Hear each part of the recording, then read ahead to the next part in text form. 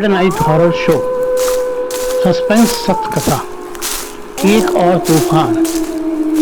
राहुल अपने दोनों दोस्तों कासिम और गौरव के साथ बहुत दिनों से देहरादून जाने का प्रोग्राम बना रहा था, लेकिन कभी कोई तो कभी कोई अड़चन उसकी यात्रा के कार्यक्रम में आ जाती थी। लेकिन इस बार की गर्मियों की छुट्टियां पड़ते ही तीनों दोस्तों ने अचानक से अपना देहरादून जाने का कार्यक्रम फिक्स कर लिया।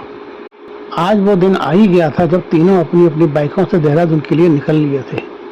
ये तीनों अपने साथ अपनी अपनी प्रेमिकाओं कासिम नूर के साथ, गौरव कामनी के साथ और राहुल अपनी प्राण प्रिया प्यारी रेशमा के साथ था। सुबह 4 बजे ही दिल्ली के धौला कुआं पर सबको मिलना था। सफर तय करने के लिए 6 लोग सुबह ठीक 4 बजे धौला कुआं स्टैंड पर मौजूद थे और सभी ने अपने साथ खाने पीने का भरपूर सामान ले रखा था और एक एक पानी की कैन भी साथ ले ली थी। जैसे ही 4:15 हुए तीनों की बाइकें स्टार्ट हो गईं और वे प्रभु का नाम लेकर चल पड़े। सुबह का वक्त था, मौसम भी सुहाना था। ठंडी ठंडी हवा में रेशमा के खुले बाल पीछे की ओर उड़ जा रहे थे। वो थी ही बला की खूबसूरत, उसके बॉब कट बाल भी हवा में ऐसे लहरा रहे थे जैसे अब क्या बताऊं, कल्पना से परे था उसके बालों का वह सीन। ठंडी ठंडी हवा के बीच तीनों बाइकें दौड़ी जा रही थी। सुबह का सूर्य तो आ चुका था, लेकिन सूर्य नारायण ने आज अपने मुख को बादलों के बीच छिपा रखा था, क्योंकि आज बादलों का साम्राज्य ज्यादा था। इसका अंदाजा इस बात से लगाया जा सकता था कि पूरे आकाश में कहीं काले कहीं भूरे बादलों ने अपने हाथ पैर फैला रखे थे। हाँ, मैं बात कर रहा था कि तीनों बाइकें ठंडी ठंडी हवा में दौड़ी चली जा रही थी। मौसम भी सुहाना था। राहुल ने रेशमा से कहा, कितना सुहाना मौसम है, इसमें तुम्हारी ये खामोशी कुछ खल नहीं रही तुम्हें रेशमा? राहुल का मकसद समझते ही रेशमा अपनी सुरीली आवाज में एक रोमांटिक सॉन्ग गुनगुनाने लगी। इसी समय अचानक कासिम की बाइक के पिछले पहिए में जोर का पटाखा फूटा। आवाज इतनी तेज थी कि कासिम और नूर के कान जैसे फट गए। कासिम ने बाइक को बमुश्किल संभालते हुए जहां की तहां रोक दी। अगर बाइक ना रुकती तो शायद बाइक कई मीटर आगे तक घिसटती चली जाती। कासिम के साथ साथ राहुल और गौरव ने भी अपनी अपनी बाइकें रोक दी थी। ओह शिट, ये भी अभी होना था। राहुल ने कासिम की बाइक का पिछला पहिया देखते हुए कहा। राहुल देख रहा था कि कासिम की बाइक के पिछले पहिए का टायर फट चुका था। अभी सारे के सारे कासिम की बाइक के पास खड़े आगे कैसे बढ़ा जाए, इस बात पर विचार कर रहे थे कि तभी एक लड़की, यही कोई 20-22 वर्ष की रही होगी, जो कि बला की खूबसूरत थी, राहुल की टीम के पास आई और पूछा, क्या हुआ, आप लोग बीच सड़क पर ऐसे क्यों खड़े हैं? कुछ प्रॉब्लम है? लगता है किसी लॉन्ग ड्राइव पर जा रहे हैं। राहुल बोला, हाँ जा तो रहे हैं, लेकिन बाइक का टायर बस्ट हो गया। बाय द वे, कहाँ जा रहे हैं आप लोग? देहरादून। कामिल ने झट से जवाब दिया। आप कौन है, जान सकती हूँ? हाँ क्यों नहीं, मेरा नाम क्या है मेरा नाम? कामिल हंस पड़ी। ये क्या बात हुई, आपको अपना नाम ही नहीं मालूम? हाँ, मेरा नाम कुछ ऐसा ही है जो मुझे ही याद नहीं रहता, बदतमीज। हाँ यही नाम है मेरा। कमाल का नाम है आपका, मिस बदतमीज। यहाँ आसपास कोई बाइक रिपेयरिंग शॉप होगी? कामिल ने पूछा। अरे टायर ही तो बस्ट हुआ है, अभी मैं ही ठीक किए देती हूँ। कहते हुए वह कासिम की बाइक के पास सड़क पर ही बैठ गई।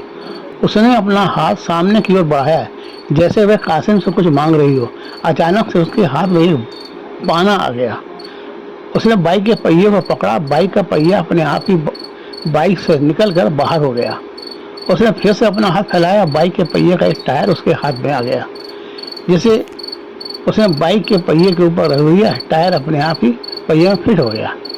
कासिम और राहुल उसको बाइक का टायर बदलते बड़े आश्चर्य से देख रहे थे। कासिम ने पूछा, आप तो जादूगरनी हैं कसम से। कुछ ही सेकंड में बाइक का पहिया बाइक में फिट करके मैं बोली, लीजिए आपकी बाइक रेडी है, अब आप जा सकते हैं। मिस बदतमीज की बात सुनकर सभी की निगाहें बाइक के पहिए की ओर थी। वास्तव में बाइक का पहिया एकदम सही लगा हुआ था। कासिम ने पूछा, क्या सेवा करूं आपकी? सेवा बस एक छोटा सा काम कर दीजिए मेरा। बोलिए क्या करना है? आप मुझे दिल्ली बॉर्डर पर छोड़ दीजिएगा। क्या अपने साथ ले चलेंगे मुझे? हाँ क्यों नहीं, लेकिन मेरे साथ नूर है। मैं भी नूर से कम थोड़े हूँ, शर्माते हुए बोलिए। श्योर सर, आप तो भला की खूबसूरत हैं। आपने मेरी हेल्प की, उसके लिए बहुत बहुत शुक्रिया। आपका ये एहसान मैं कभी नहीं भूलूंगा, राहुल ने कहा। इस समय एहसान की क्या बात है, एक दूसरे की मदद तो करनी ही चाहिए ना। श्योर श्योर, आइए बैठिए। कासिम ने बाइक स्टार्ट की, नूर बीच में और मिस बदतमीज नूर के पीछे बैठ गई। तीनों का सफर फिर से शुरू हो गया। पूरे रास्ते तीनों बाइकों के दौड़ने की आवाज के अलावा कोई और शब्द वातावरण में नहीं सुनाई दे रहा था। अभी दिल्ली बॉर्डर आने ही वाला था कि कासिम की बाइक अचानक से जमीन से उठकर हवा में उड़ने लगी। मिस मतमीज ने हे हंसते हुए नूर की गर्दन पकड़ी और उसे बाइक से ऐसे उठा लिया जैसे वह कोई लड़की ना होकर कोई बॉल हो, और उसे हवा में घुमाकर आसमान की ओर छाड़ दिया। नूर की डर के मारे आवाज ही नहीं निकल रही थी। कासिम इन बातों से बेखबर अपनी बाइक को दौड़ाए जा रहा था। कुछ मीटर आगे जाने के बाद कासिम ने कहा, दिल्ली बॉर्डर आ गया मिस, कहाँ उतरना है आपको? मिस मतमीज बोली, इतनी भी जल्दी क्या है यानी, चलते रहो जब तक मंजिल ना आ जाए। ओके, मुझे कोई एतराज नहीं, मुझे तो देहरादून तक जाना है। मुझे क्या, आई मीन हम सबको। तभी साइड में चल रहे राहुल की बाइक पर पीछे बैठी रेशमा की गर्दन को मिस बदतमीज ने कासिम की बाइक पर बैठे बैठे ही पकड़ा और उसे भी बाइक की सीट से उठाकर आसमान की तरफ उछाल दिया। राहुल को इस बात की जरा भी भनक तक न लगी। वह उसी तरह अपनी बाइक को दौड़ाता रहा।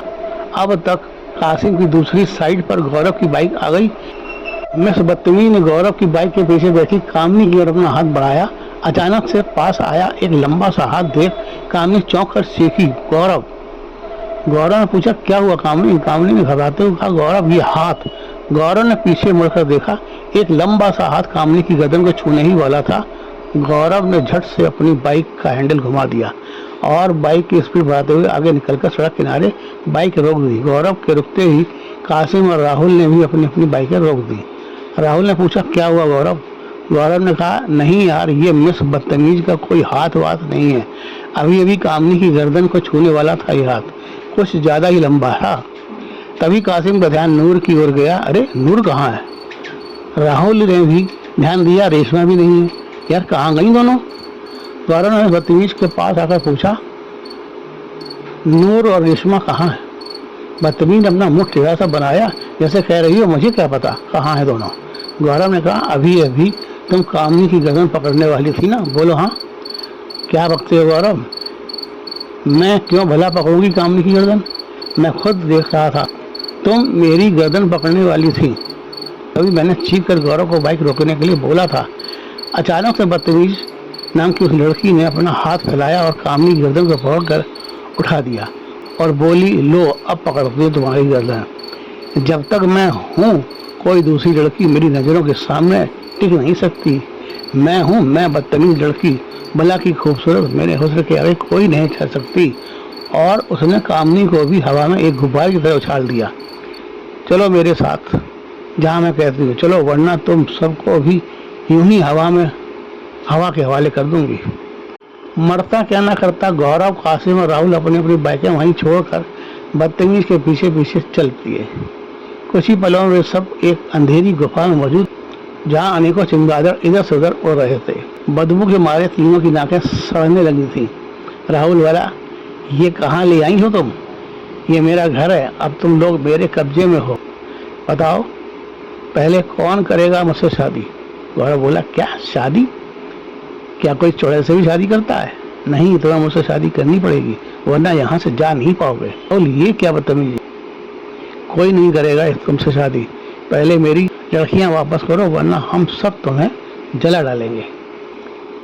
जब तक तुम सब मुझसे शादी नहीं करोगे, तुम्हारी लड़कियाँ तुम्हें नहीं दूंगी। राहुल और गौरव मिस बदतमीज से बातें कर रहे थे, लेकिन कासिम वहाँ से निकलने का रास्ता खोजने में लगा हुआ था। कासिम को उस अंधेरी गुफा में एक रास्ता नजर आया। वह उस ओर बढ़ने लगा। तभी वह चीखी, उस तरफ मत जाना। कासिम को समझ आ गया, जरूर उस ओर इसकी कोई कमजोरी है। कासिम उस रास्ते की ओर बढ़ गया। वहाँ जल रही मशाल को कासिम ने बुझा दिया। मशाल बुझते ही मिस बदतमीज जोर से चीखी और जहाँ थी वहीं एक राख का ढेर बनकर रह गई। अंधेरी गुफा अब कोई गुफा ना होकर वही सड़क थी जहाँ तीनों की बाइकें खड़ी थी। तीनों बाइकों के पास ही रेशमा, नूर और कामनी भी खड़ी थी। जैसे ही राहुल, गौरव और कासिम ने अपनी अपनी प्रेमिकाओं को देखा, दौड़ कर एक दूसरे के गले से लिपट गए। कहाँ चले गए थे तुम सब? हमारी नहीं अपनी बताओ। तुम सब कहाँ थी? हम सब, रेशमा बोली, ऐसा लगा जैसे किसी ने कोई इंजेक्शन लगा दिया हो और हम सो गए हों। हाँ यार, ऐसा ही मेरे साथ भी हुआ, रेशमा बोली। नूर, मुझे तो कुछ याद ही नहीं, जब होश आया तो मैं यहीं पर थी। और वो मिस बदतमीज कहाँ है गौरव? कामिनी ने पूछा। वो कोई लड़की नहीं, कुछ और ही थी, किसी और दुनिया की थी वह। बस यूं समझ लो एक ख्वाब था जैसे जीते जी हम सब देख रहे थे शायद। चलो चलो जल्दी चलो, लगता है एक और तूफान आने वाला है।